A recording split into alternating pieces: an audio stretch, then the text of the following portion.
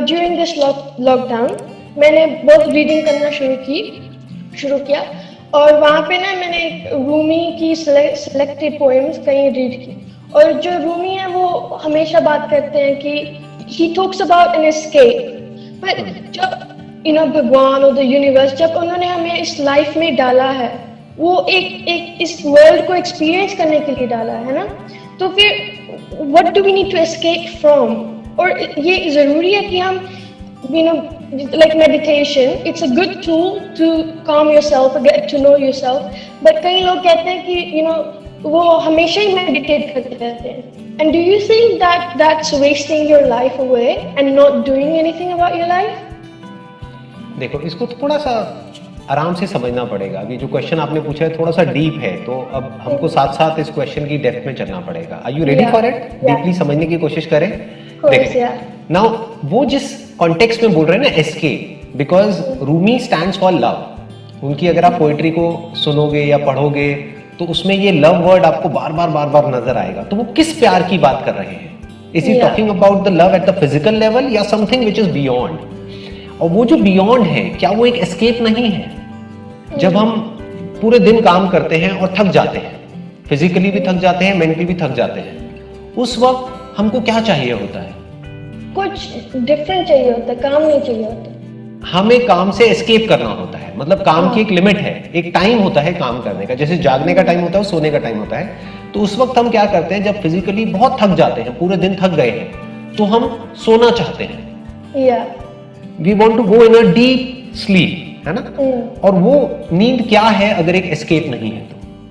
Escape from everything. मतलब हर कोई अपनी नींद से प्यार करता है। इसका प्रूफ ये है कि जब सुबह हमें उठना होता है तो हर कोई अपने अलार्म में स्नूज का बटन दबा देता है और कहता है 10 मिनट और 15 मिनट और। इससे क्या प्रूव हो रहा है कि हमें सबसे ज्यादा प्यार जिंदगी में जागने से नहीं है, जागने से भी ज्यादा प्यार सोने से है। सोते वक्त ऐसा क्या होता है? कुछ भी नहीं होता है। You can call it an escape, you can call that state as कि आप खुद के पास वापस आ गए हो। नींद में आपका जो ओरिजिनल सोर्स है या जो आप एक्चुअल में हो, आप उसके सबसे पास हो, आप खुद के पास हो, आप मर्ज हो गए उस पूरे यूनिवर्स के साथ में। फिर क्या होता है, जागते ही ये मैं क्रिएट हो जाता है, जिसको बोलते हैं सेंस ऑफ सेल्फ। तो वो जो सेंस ऑफ सेल्फ है वो कुछ नहीं है, वो एक आइडेंटिटी है जो आपकी अपनी इस बॉडी से है, जिसको ईगो बोलते हैं। ईगो को लोग ये समझते हैं, ईगो का मतलब होता है कि सिर्फ I am this, I am that. नहीं, वो प्राइड है, right? Ego means I am this. इसको हिंदी में बोलते हैं अहंकार। दैट मीन्स अहम का आकार। अहम मतलब मैं, और मेरा ये आकार, मेरी ये फॉर्म है।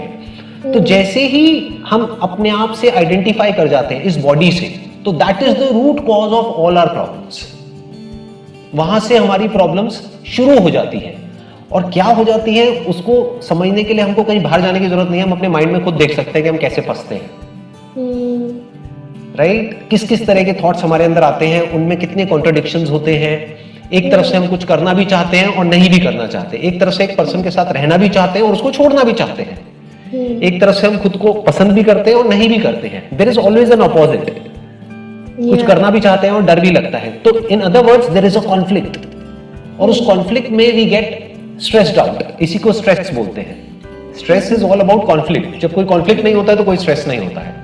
तो ये जो ईगो है, दैट इज मैं, ये, आप, वो, ये एक डिवीजन क्रिएट कर देता है आपके बीच में और मेरे बीच में, मेरे बीच में और इस यूनिवर्स के बीच में, मेरे बीच में and so called the concept of God के बीच में। एक डिवाइड ही तो आ गया ना। मैंने अपने आप को अलग कर लिया सबसे। नींद में क्या होता है, मैं सबके साथ में एक हो जाता हूं। तो जो स्पिरिचुअलिटी का असली में मतलब है, जिसकी बात रूमी कर रहे हैं, that is to escape from the self. But that is not a typical escape of an escapist की जो जाए और जा करके सब कुछ छोड़ छाड़ के बैठ जाए। दैट इज अंदर की दुनिया में आप खुद से फ्री हो गए। You are free from this concept of a separate identity and then you are one with the whole. फिर आप पूरे यूनिवर्स के साथ एक हो। फिर आप जो पेड़ पौधे हैं, फ्लावर्स हैं, जो हवा चल रही है, सब कुछ हो रहा है। सोचो, सब कुछ हमारे पास होता है, हम फिर भी उसको एंजॉय क्यों नहीं कर पाते? क्योंकि हम मैं में ही घुसे रहते हैं, और ये मैं बहुत ही लिमिटेड है। Some people when they get into a relationship, They just forget the idea of themselves and they are obsessed with the other person. Right. It's because they've lost the sense of themselves. हाँ क्योंकि उनको दूसरा वो ज्यादा अच्छा लगता है उनसे.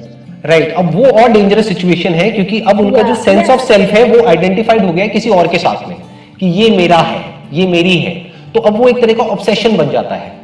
Right. कहने का मतलब है जो रूमी बात कर रहे हैं ना he is talking about love and what is love if it is not about forgetting yourself and when it is forgetting yourself it is forgetting the other also. मतलब जब तक तू है और मैं हूं तब तक प्यार नहीं है. हम हैं वही तो प्यार है कि if I can connect with this universe if I can connect with the other person my life partner या जो भी मेरे साथ में है मेरे जो बच्चे हैं उनके साथ में अगर मैं ऐसे कनेक्ट हो जाऊं कि वो मैं ही हूं राइट तो मेरे मैं की डेफिनेशन में वो भी आ गया वो भी आ गया ये भी आ गया आप भी आ गए सब कुछ आ गया ये पूरा यूनिवर्स आ गया. तो अब ये जो मैं है ये इन आइसोलेशन है ही नहीं यानी मैं है ही नहीं. तो now I am away from my self but I am connected to the whole.